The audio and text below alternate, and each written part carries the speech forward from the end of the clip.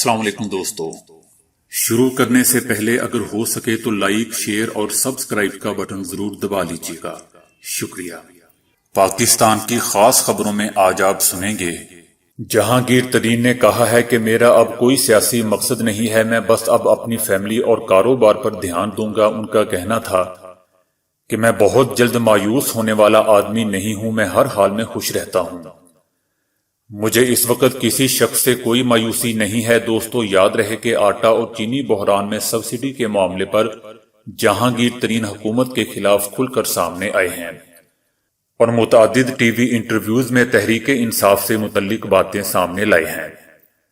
ادھر حکومت سندھ نے کرونا ریلیف آرڈیننس کے ذریعے کم یونٹ والے بجلی اور گیس کے بل معاف کرنے کا فیصلہ کیا ہے۔ یہ 1 اپریل سے پورے سندھ میں نافذ العمل ہوگا۔ مسودے کے تحت تمام نجی سکولز پر 20% فیس کٹوتی لازم قرار دی گئی ہے۔ کوئی نجی سکول 80% سے زائد فیس وصول نہیں کر سکے گا۔ نجی سکولز پابند ہوں گے کہ تمام طلباء کو فیس میں 20% رعایت دیں۔ نجی سکول انتظامیہ کم کی گئی 20% فیس کسی اور مد میں وصول نہیں کر سکیں گے۔ کم کی گئی 20% مکمل معاف ہوگی اور قسطوں میں بھی وصول نہیں کی جائے گی۔ مسودے کے مطابق 260 یونٹ تک بجلی کا بل مکمل معاف ہوگا، جبکہ 261 سے 350 یونٹ تک بجلی میں 25% رعایت دی جائے گی۔ 351 سے 400 یونٹ تک بجلی کا 50% بل قابل ادائیگی ہوگا۔ مسودے میں کہا گیا ہے کہ 80 گز تک مکانات کے تمام پانی کے کنیکشن کے حامل بل معاف ہوں گے۔ 81 سے 160 گز کے پانی کے کنیکشن پر 25% بل قابل ادائیگی ہوگا۔ اس کے علاوہ 161 گز سے 240 گز کے پانی کنیکشن پر 50% بل قابل ادائیگی ہوں گے۔ مسودے کے مطابق مالک مکان کرایہ داروں کو ادائیگی میں مکمل یا جزوی رعایت دینے کے پابند ہوں گے۔ 50,000 روپے سے کم کرایہ ادا نہیں کیا جائے گا۔ 1 لاکھ تک کرایہ ہونے کی صورت میں 50% ادا کیا جائے گا، جبکہ 1 لاکھ سے زائد کرایہ ہونے کی صورت میں کرایہ دار کو مکمل ادائیگی کرنا ہوگی۔ مسودے کے مطابق 155 یونٹ تک گیس کے بل معاف کیے جائیں گے۔ 200 یونٹ تک گیس کے بل پر 75% رعایت ہوگی، جبکہ 300 یونٹس کے گیس بل پر 50% رعایت ہوگی۔ تاہم 300 یونٹ سے زائد گیس کا بل ادا کرنا ہوگا۔ ادھر پاک فوج نے لائن آف کنٹرول پر در اندازی کرنے والے بھارتی ڈرون کو مار گرایا ہے۔ یہ LOC کے ساتھ سانچ سیکٹر کی فضائی حدود کی خلاف ورزی کرتا ہوا پاکستان کی حدود میں داخل ہو گیا تھا۔ پاکستانی سرحد میں 600 میٹر اندر تک پرواز کی اور اسے پاکستانی علاقے کی نگرانی کے لیے بھیجا گیا تھا۔ پاک فوج نے جوابی کارروائی کرتے ہوئے اس کو مار گرایا۔ ISPR کے مطابق یہ اقدامات 2003 کے معاہدے کی کھلی خلاف ورزی ہے اور بھارت کی جانب سے متعدد بار اس نوعیت کی خلاف ورزیاں کی جا چکی ہیں۔ کچھ بھی کر لیں، آنے والے دنوں میں کورونا کے مریض بڑھنے ہی بڑھنے ہیں، ایسا دوستو ڈاکٹر یاسمین راشد کا کہنا ہے۔ ڈاکٹر یاسمین راشد نے خبردار کیا ہے کہ 60 سال سے زائد عمر کے افراد گھروں سے نہ نکلیں، ان کے لیے باہر نکلنا صحیح نہیں ہے۔ ڈاکٹر یاسمین راشد کا کہنا ہے کہ حکومت کورونا کی ٹیسٹنگ میں اضافہ کر رہی ہے۔ جو حالات نظر آ رہے ہیں اس میں مریضوں کی تعداد میں اضافہ دیکھ رہی ہوں۔ ان کا کہنا تھا کہ لوگوں سے درخواست کرتی ہوں کہ وہ اپنے گھروں میں رہیں اور احتیاط کریں، اپنے بزرگوں کی صحت کے لیے ان سے فاصلہ اختیار کریں۔ پاکستان میں اس سے متاثرہ افراد کی تعداد 4,000 سے تجاوز کر چکی ہے، جن میں سے 61 افراد ہلاک بھی ہو چکے ہیں۔ ادھر اسلام آباد ہائی کورٹ نے کہا ہے کہ کورونا کے باعث پیدا ہونے والی صورتحال میں لوگوں کی نوکریاں بچانا حکومت کی ذمہ داری ہے۔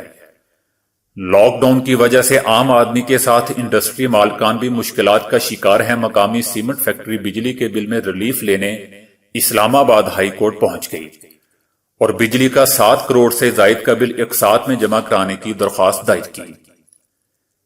چیف جسٹس اسلام آباد نے ریمارکس دیے کہ یہ وہ حالات ہیں جس میں حکومت کو ہر کسی کی حوصلہ افزائی کرنی ہے۔ حکومت نے بجلی کے بلوں کی ادائیگی کی تاریخ میں اضافہ کیا ہے۔ حکومت کی ذمہ داری ہے کہ وہ ان حالات میں ملازمین کی نوکریاں بچانے کے لیے اپنا کردار ادا کرے۔ عدالت اس وقت ریاست کو مکمل سپورٹ کرے گی۔ ادھر وزیر اعظم عمران خان نے اعلان کیا ہے کہ 9 اپریل سے 17,000 مقامات سے 12,000 روپے مستحق عوام میں تقسیم ہوں گے۔ جس کا آغاز دوستو آج سے ہو چکا ہے، بلکہ ابھی سے ہو چکا ہے۔ وزیر اعظم کی معاون خصوصی ڈاکٹر ثانیہ نشتر کا کہنا تھا کہ اس امداد کے مستحق افراد اپنا شناختی کارڈ نمبر 8171 پر SMS کر کے اس پروگرام سے مستفید ہو سکتے ہیں۔ رقم کی ترسیل بائیو میٹرک کے بعد ہوگی۔ ملک کے کسی بھی کونے سے اپنا شناختی کارڈ نمبر ہمیں بھیج دیں، وہ ہمارے سسٹم میں آ جائے گا، پھر 15 مرحلوں سے گزرے گا۔ ان کا کہنا تھا کہ اس احساس کیش پروگرام سے مستحق ہونے والوں میں 2 طرح کے صارفین شامل ہوں گے۔ پہلے سے جاری کفالت پروگرام کے 45 لاکھ موجودہ صارفین کو ماہانہ 2000 روپے وظیفے کے ساتھ ساتھ اگلے 4 ماہ کے لیے 10,000 روپے کی اضافی رقم دی جائے گی، جبکہ 75 لاکھ دیگر مستحقین کو 4 ماہ کی رقم 12,000 روپے یکمشت ادا کر دی جائے گی۔ دوسری طرف ملک بھر میں پاک بحریہ کی امدادی سرگرمیاں بھی جاری ہیں۔ پاکستان بحریہ نے سندھ اور بلوچستان کے ساحلی علاقوں کے ساتھ واقع قصبوں اور دیہاتوں میں راشن تقسیم کیا ہے۔ کراچی کے علاوہ لاہور، فیصل آباد، ملتان، بہاولپور اور مظفر گڑھ سمیت پنجاب کے مختلف اضلاع میں بھی ضرورت مند ہزاروں خاندانوں کو بھی راشن فراہم کیا گیا۔ مختلف ہاسپٹلوں کو طبی کٹس اور دوسرے حفاظتی آلات بھی دیے گئے۔ پاکستان بحریہ کو امدادی سرگرمیوں میں مخیر حضرات اور تنظیموں کا تعاون بھی حاصل ہے۔ ادھر وزیر اعظم عمران خان کا کہنا ہے کہ پاکستان کو کورونا جیسے بڑے چیلنج کا سامنا ہے، احتیاطی تدابیر اختیار کر کے ہم بہت بڑے مسئلے سے بچ سکتے ہیں۔ جتنے زیادہ لوگ جمع ہوں گے بیماری اتنی تیزی سے پھیلے گی، جنہیں بیماری لگتی ان میں سے 85 لوگوں کو خاص فرق نہیں پڑے گا، وہ 85 لوگ ہاسپٹل جائے بغیر ہی ٹھیک ہو جائیں گے۔ وزیر اعظم کا کہنا تھا کہ ہر ملک میں اس بیماری کا پھیلاؤ مختلف ہے۔ انہوں نے کہا کہ پاکستان میں لوگ سمجھتے ہیں کہ بیماری ان پر اثر نہیں کرے گی، کئی علاقوں میں لوگ احتیاط نہیں کر رہے، کسی نوجوان کو بیماری لگی تو اس کے گھر میں موجود بزرگوں کو بھی خطرہ ہو سکتا ہے۔ اپریل کے آخر تک کورونا متاثرین کی تعداد بڑھ سکتی ہے، ہر 100 میں سے 1 یا 2 افراد اس بیماری سے مر سکتے ہیں۔ کورونا مریضوں کی تعداد بڑھی تو ہمارے پاس اتنے وینٹیلیٹرز نہیں ہیں کہ ان کا علاج ہو سکے۔ سب سے درخواست کرتا ہوں کہ خدا کے واسطے کسی بھی غلط فہمی میں نہ رہیں۔